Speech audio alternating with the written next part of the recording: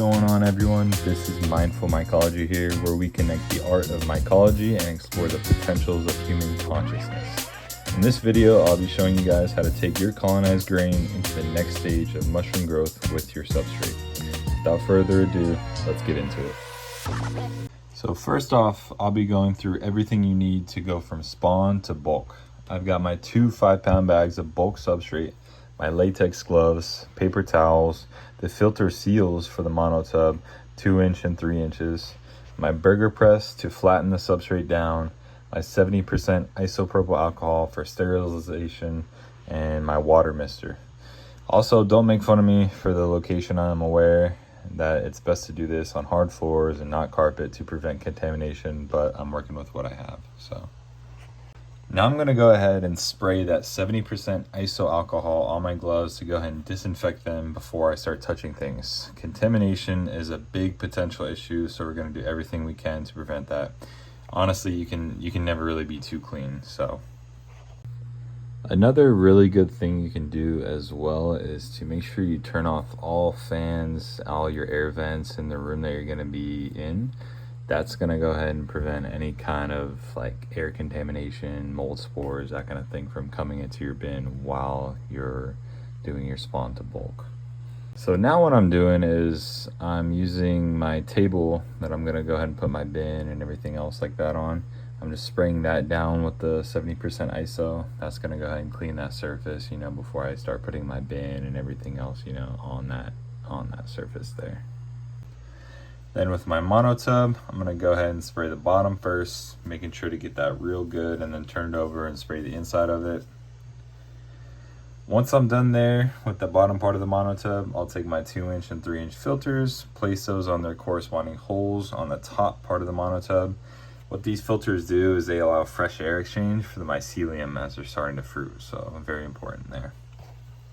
After that's done, I'll go ahead and get the rest of the items I need and spray them with the 70% ISO.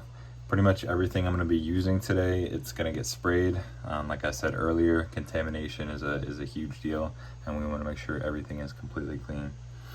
Moving on to my bulk substrate, you're going to take that out of the box, spray that down, getting into all the crevices. When they're shipped, they tend to come in like a block, so that'll be pretty hard. They'll be pretty hard after spraying it down. Put it around my hands and crush it up a little bit. Try to break apart all the big rocks and chunks. You want it to be as fine as possible, really. And here, I'm just making sure that everything is completely clean. Kind of like I said in the beginning, I'm wiping down everything that I have. The scissors, gonna take a couple paper towels, go ahead and wipe that bulk substrate down. Get in every crevice, getting all everywhere. Get in everywhere you can, basically. You can never really be too clean. You definitely want to make sure everything is completely sterilized as you're going ahead and using it.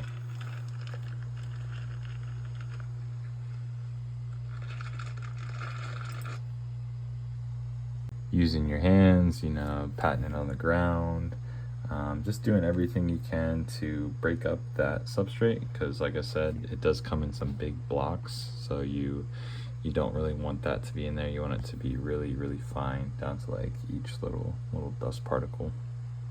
So that's kind of what I'm doing here before I go ahead and put it into my monotub bin.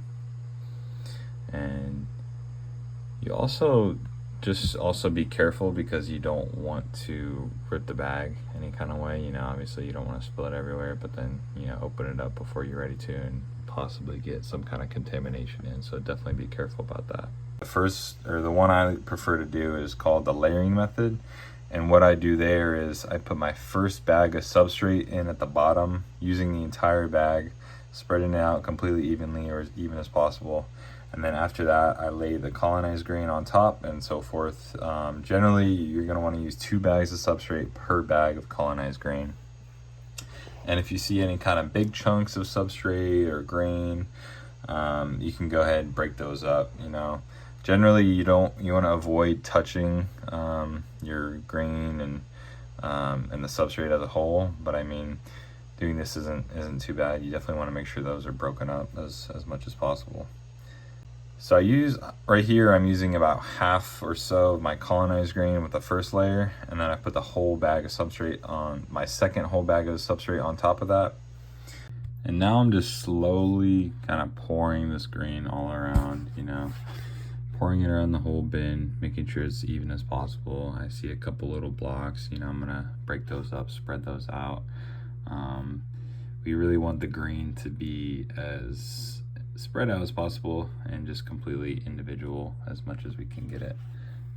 Once you've used all your substrate and colonized grain, I like to go ahead and mix it up a little bit at the top, and that's what I'll be doing here. I found this kind of helps to get a consistent flush, you know, instead of having fruits pop up one at a time. And finally, once that's good and mixed, you want to make sure the top layer is as flat as possible. It's not a huge deal if it's not, but it definitely helps once you start to have fruit come in. I didn't get any footage of it for some reason, but after this, I use my burger press to lightly pack down the substrate to make it flat and even all around. That just kind of helps it, that helps to when you get fruit start to come up, that'll help it stay nice and even. You don't have, you know, things go way higher than they should. So for my last part here, now I'm basically just mixing up that substrate and that colonized grain.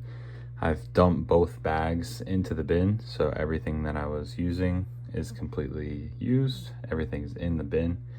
And then, like I said earlier, what I like to do is on this top layer, just kind of mix everything around a bit, just on the very topmost layer, kind of get an even spread of that substrate with that grain. I found it seems to colonize a lot better. It seems to grow a lot faster, all those kind of things. So definitely try that out. I would highly recommend it. But just that top layer, you don't want to go too deep, you know, getting your hands all in there and kind of touching everything. So just that very top layer, and then you should be pretty good with that.